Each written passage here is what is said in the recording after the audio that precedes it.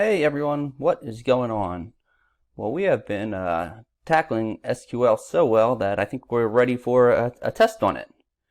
And today is going to be a review, sort of just like the Excel review that we did, several weeks ago. So take some time and first follow the directions, then give yourself, I don't know, maybe an hour and a half or so to answer all the questions, and you'll get a file with the questions in them, a Word document. And after you're done answering them, play the video, make sure you got the answers correct, and if you didn't, then either follow up with the video on how to do it, or if you still have questions, ask me. So there'll be either one of two things loaded onto the website for you, and it's either an SQL file called pedestrians, and this SQL file already has 3 tables loaded into it. And if that's the case, then that's great. That means you don't have to import the data. I already did it for you and I sent you the file. But the files may be too big to send over the web, and if that's the case, then you have 3 CSV files. One called person, one called crash, and another one called unit. Now, all 3 of these files can be joined using a common field. Same thing with the tables. If you have the SQL file already loaded, you'll have the 3 tables called person, crash, and unit, and all 3 can be joined using a crash ID field.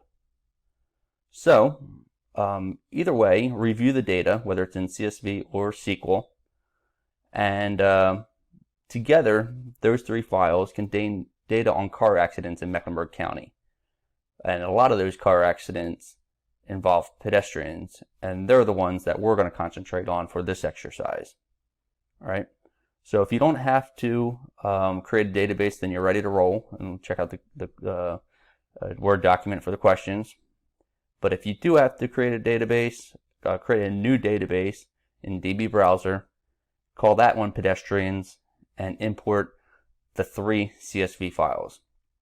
The person file, as you can see, this tells you about the people involved in the crash. Date of birth, race, whether he or she is a driver, a bicyclist, a pedestrian, etc. The crash table tells you about the crash conditions, the weather conditions, the road surface, lighting, day, and it also has a little bit of information about the people involved. And the unit tells you about the actions of the car or the pedestrians involved. So that means I'm talking about location, speed, etc. So that's a little bit about the data that we'll be working on. Like I said, the Word document has some of the questions, and let's take a look at them before you can hit pause and start looking at the data yourself. Sound good? Now, I'm not going to go over all the questions, but here for the most part, I'll give you sort of an oversight. The first couple deal with cleaning data. For instance, the first one says create a new field in the crash table that's called city_state. In that field, concatenate the city column and the state column, and then save your query as city-state. I wanted to tell you that in SQL Lite, sometimes you can't save these certain queries that we're going to need to update the tables. So if you can't save these 2 queries, that's fine. I'll be able to see your work in that the column is populated and whatnot.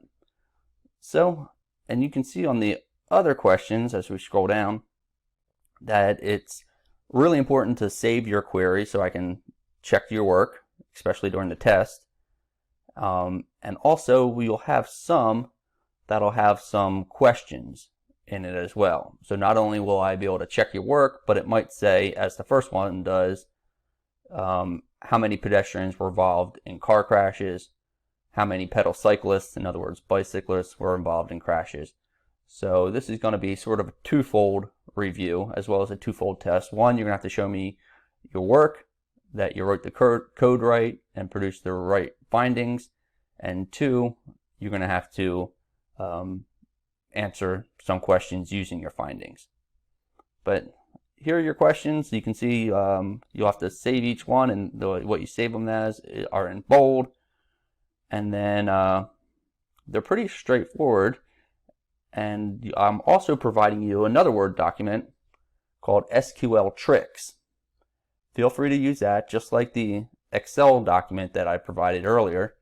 And this will give a general overview of all the SQL code that you'll need to answer questions. Does that make sense? Well, check online for either an SQL file, which hopefully that goes through so you don't have to import the data, or 3 CSV files. And remember, if you do get 3 CSV files, to save the columns as numbers before you import them as integers in SQLite. That'll clear up some headaches. Well, that's all for me. Push pause because in a few seconds I'm going to be going over all the answers. Good luck, guys. Okay, here is my SQL database called Pedestrians, and my 3 tables up top, and all my queries or my views down below. Now, hopefully yours looks something like this after you tried answering all the questions. But I'm going to go real quick over the 3 tables, and then I'm going to start answering the questions, and you can follow along. So the first table, I'm going to browse, is our crash table. And you can see this starts with a crash ID, and hopefully you listened or found out on your own that this is what links the 3 tables together. Then you have the number of units involved in the crash, number of non-motorists involved, county, city, state, the date of the crash, the day of the crash, what road it was, what kind of development was nearby, road surface, weather.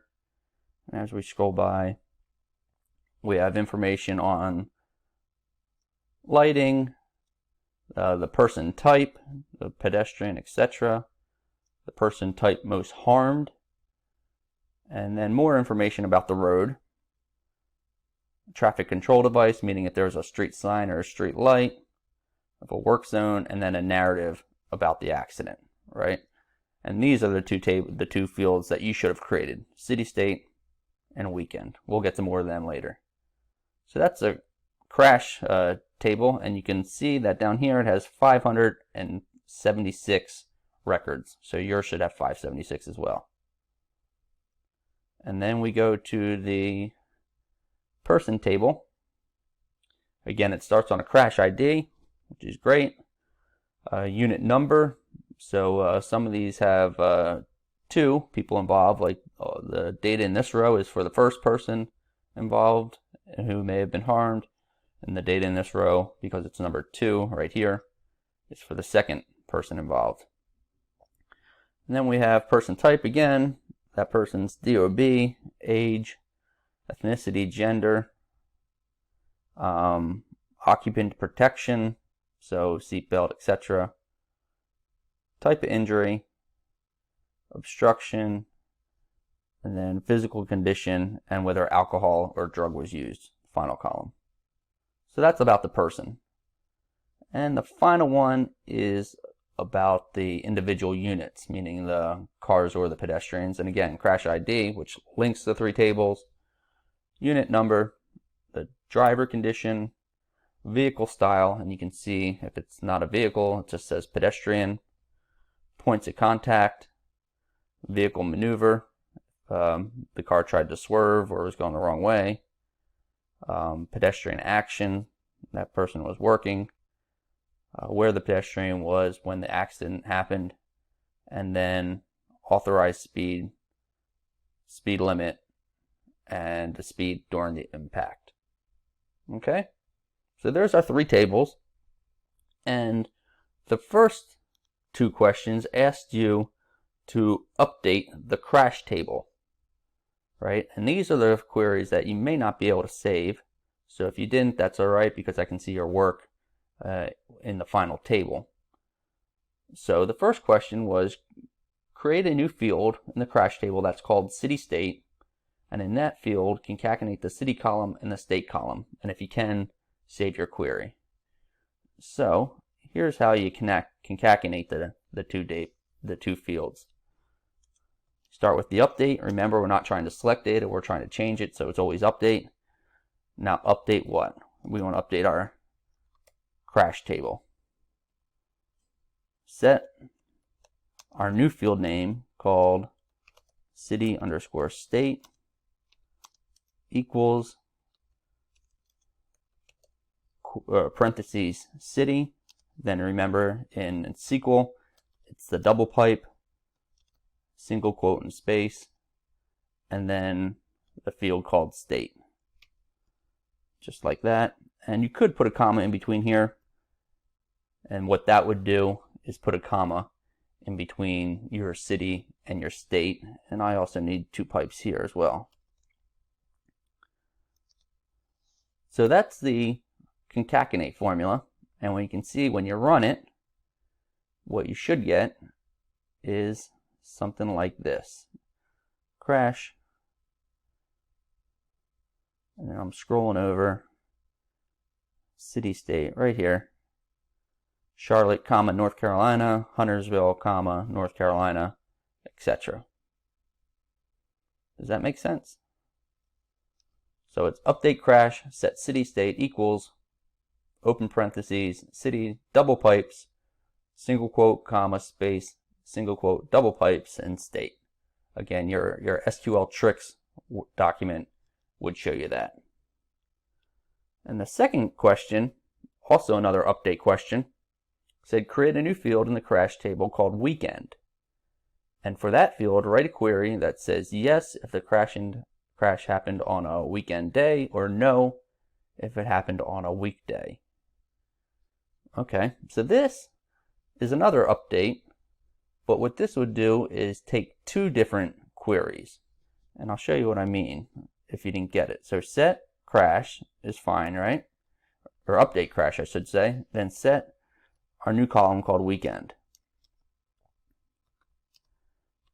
equals, and the first was said yes if it happened on a weekend day. So yes, just like that. Then we want where day, I believe that was the field name, equals, and I think they were all capitalized, but I'll double check this, Saturday, or day equals Sunday. Now let me check my fields real quick, but I believe that was right. So yep, there's my field name, day, and everything's in caps, and of course SQL's where line is case sensitive. So update crash, set weekend equals yes, where day equals Saturday, or day equals Sunday. And you run that. And that would populate all the Saturday or Sunday records. Now, to get the non-weekend days, to get the weekdays, you just swap them out. So, set weekend equals no, where day equals Monday, where day equals Tuesday, and right down the row.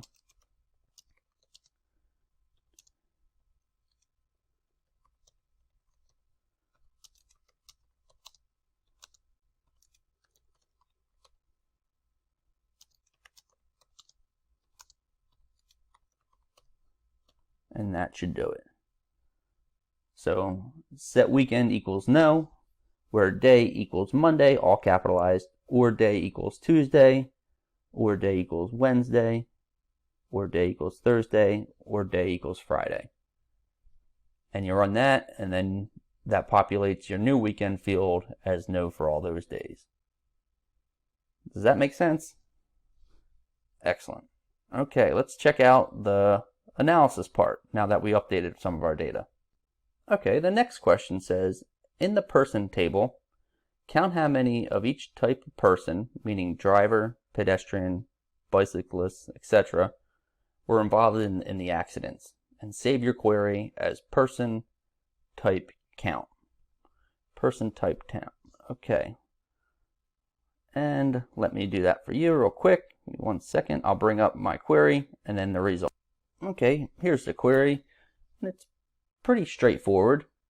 So we're going to select the person type and then count it and rename the number, rename that field, number of records or whatever name you want to give it, from your person table, and then group it by what you have in your select line, person type, and finally order it by, I'm going to drop the order by on the last one, order by 2 descending. And when you get that, when you run it, you should get results that look like this. Let me open it up, browse data,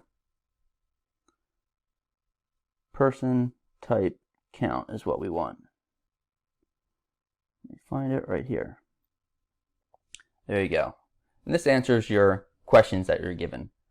There were 599 pedestrians in an accident and 9 pedal cyclists or bicyclists in an accident. So this is person type count. Okay, moving on. Then it says, after writing that query, you as a reporter decide to focus on accidents involving pedestrians. So we're narrowing our scope. And the next question says, select all records from the person table in which a pedestrian was involved in a wreck and save that query as person_pedestrians. And here's the query for that. I'm going to paste it in. Select all because you want all records, again, from the person table, where person type equals pedestrian. All capitalized because it's case sensitive. And when you run it, you should see the 599 down here, same number that was in our group by query, and your results all from the person table. So select all from person where person type equals pedestrian. Single quote around it and capital pedestrian. Good. Okay, the next one says, count the injury status of all pedestrians involved in a wreck. Right? So I'm going to paste in the code for that. And again, this is our group by, but we're going to be querying the view that we just created.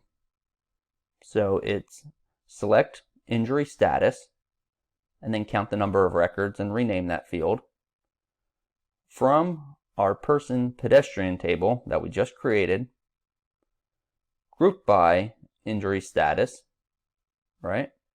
And order by 2 descending. So let's run that.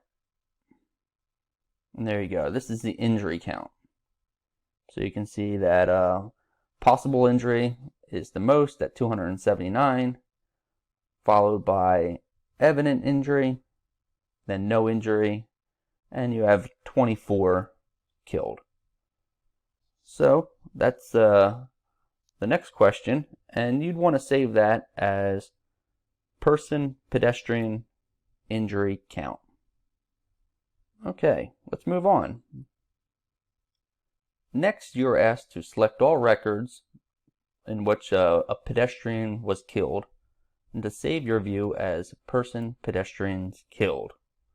So I'm going to create a new SQL tab and paste in the query.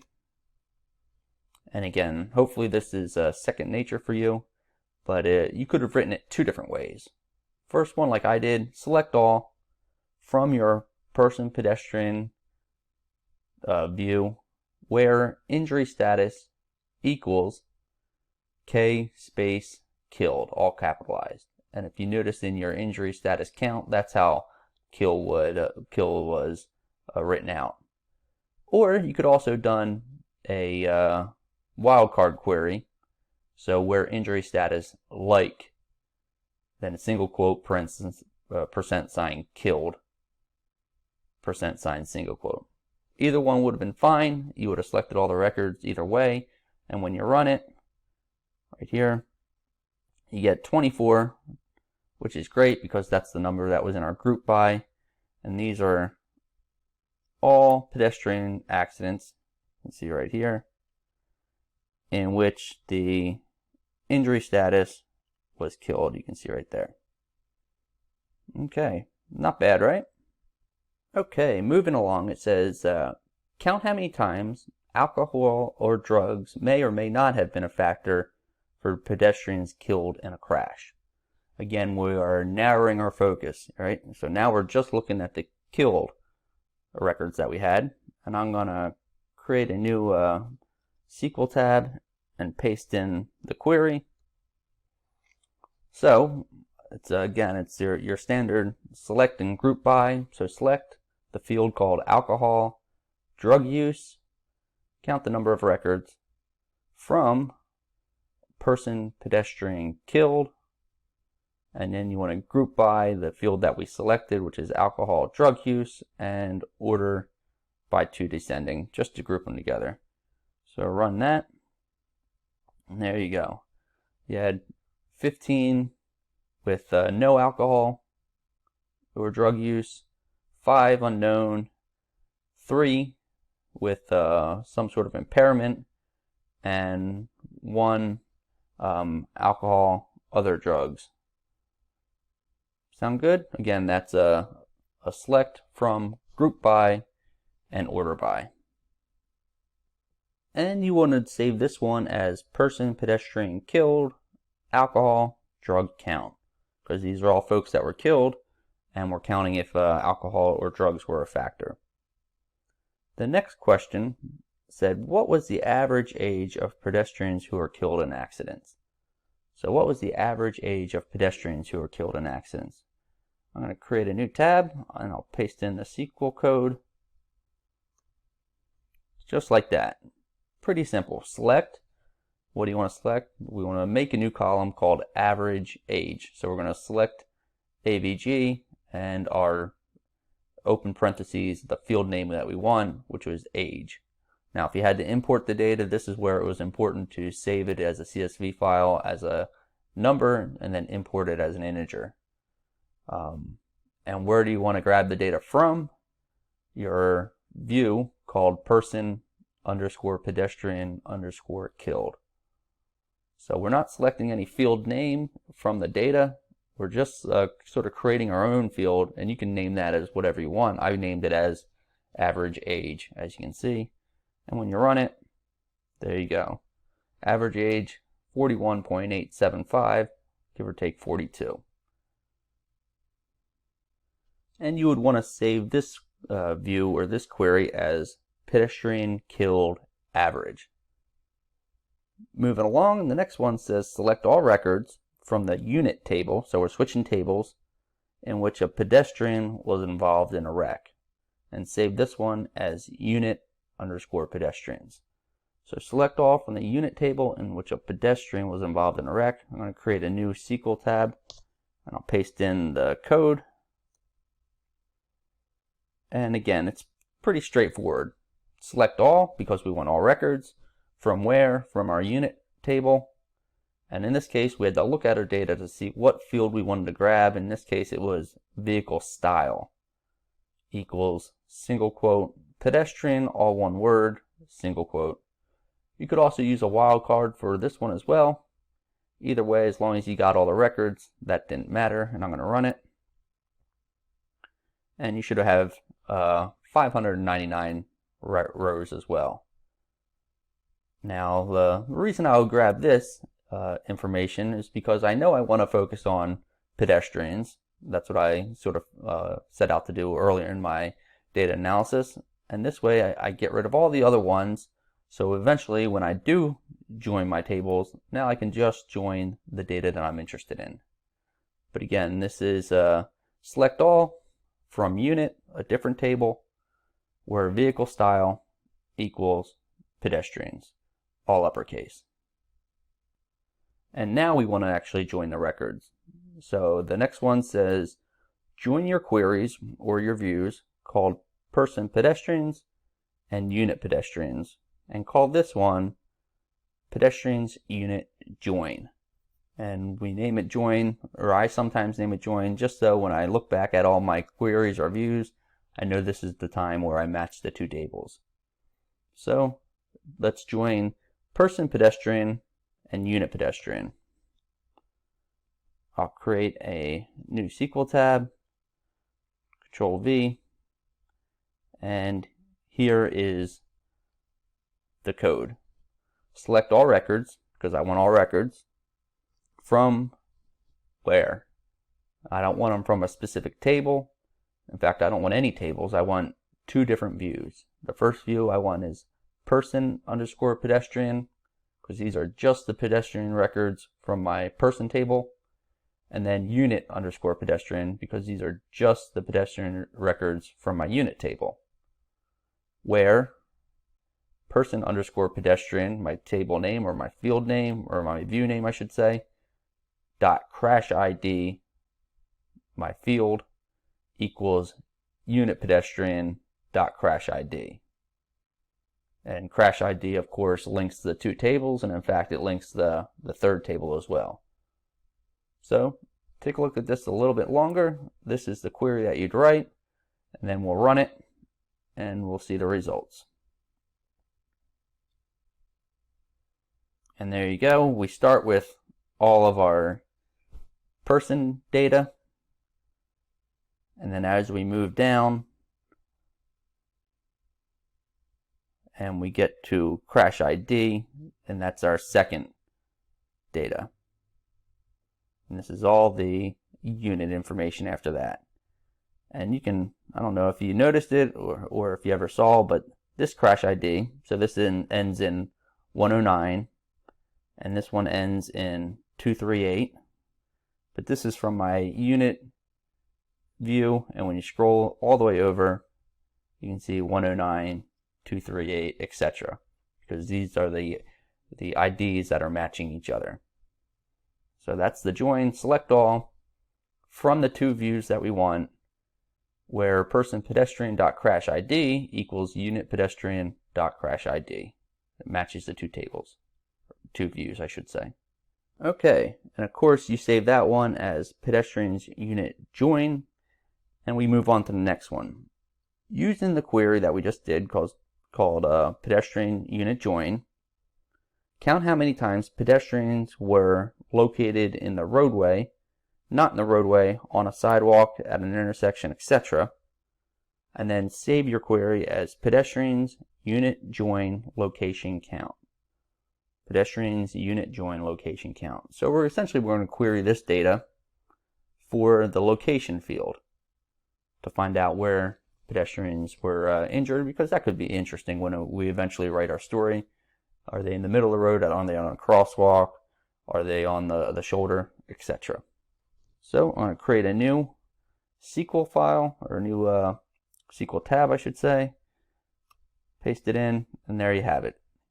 It is select pedestrian location, that's the field that we want, and then count the records and rename it from our join. And our join is called pedestrian unit join, group by pedestrian location, order by to descending. Take a look at it one more time. Pedestrian location from pedestrian unit join, group by pedestrian location, order by to descending. And when you run it, we had 255 people in the roadway, and then if you scroll down far enough, you'll see 18 people were hitting the shoulder, and that was the two questions: 255 in the road and 18 people in the shoulder. Now we wanted to join the third and final table to the data that we already have. So it says join pedestrian unit join, our first join essentially, to the entire crash table, and save this query or this view as pedestrians unit crash join. So we're going to merge all three databases that the county gave us. I'm going to paste that in, create a new SQL tab, and here's the code for it. Select all from pedestrian unit join, so that's our first view, comma crash, that's our final table, where pedestrian unit join dot crash ID equals crash dot crash ID. Check it out. We want to select our view and our table, and then join them where our view crash ID equals our table crash ID. And when you run it,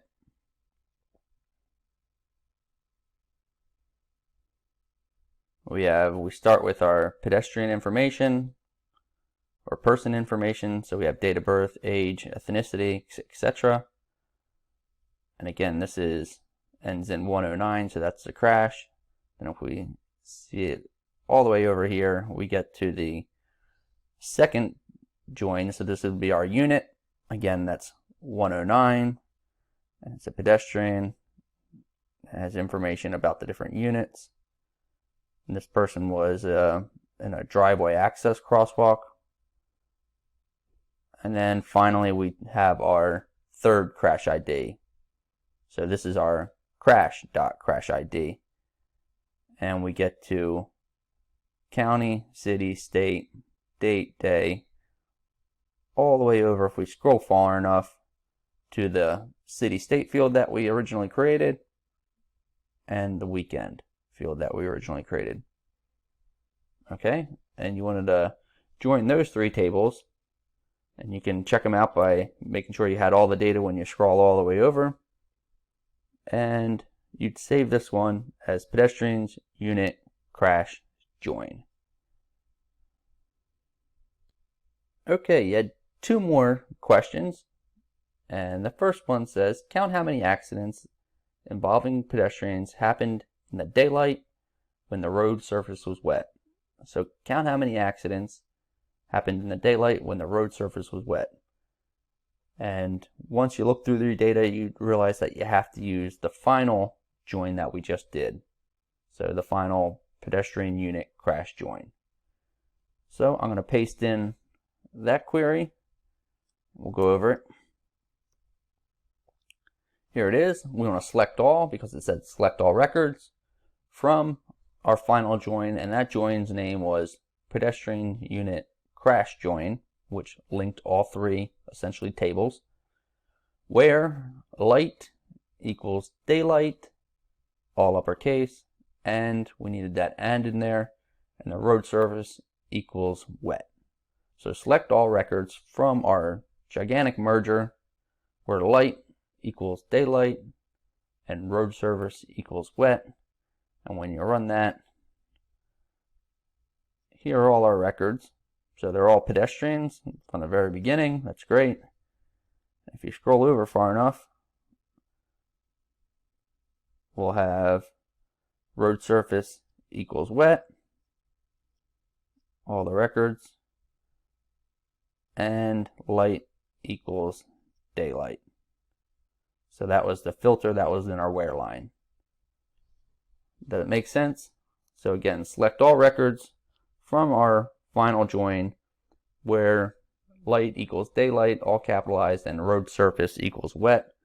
And I asked you to save this one as pedestrians unit crash join day wet. Pretty self-explanatory. Okay, the last and final one. Okay, this one says select all records for pedestrian involved accidents, which we've been looking at the entire time, that happened in the dark. So all pedestrian accidents that happened in the dark. Here is the code. Select all. That's pretty self-explanatory. From our final join, there's no other way to get it other than using the three tables that were linked.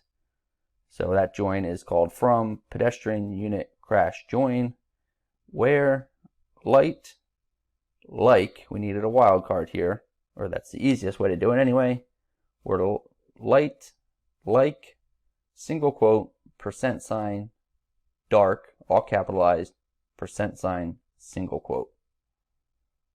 So where light, like, dark, and let's run that. And I'll show you why we needed the wildcard, or why it was easier anyway to use the wildcard. Let me see, we need the light. And this is why. If you look at it, and spread it apart, see this one says dark in a lighted road, dark road not lighted, dark, lighted road. So we wanted to capture all of those records. So we need the wildcard, or you could have grabbed each one of them, saying where light equals dark hyphen lighted road, and or light equals dark hyphen road not lighted, etc. for however many options there are. But it's easier just to use the wildcard, I think. Well, that is it for the review. I hope you guys were up to speed on it all. I hope it made sense. I hope it was relatively easy for you, especially with using the SQL tricks Word document that I provided. And again, you'll get the same Word document for the test, so you'll be able to check it out that way. The test will pretty much mirror this.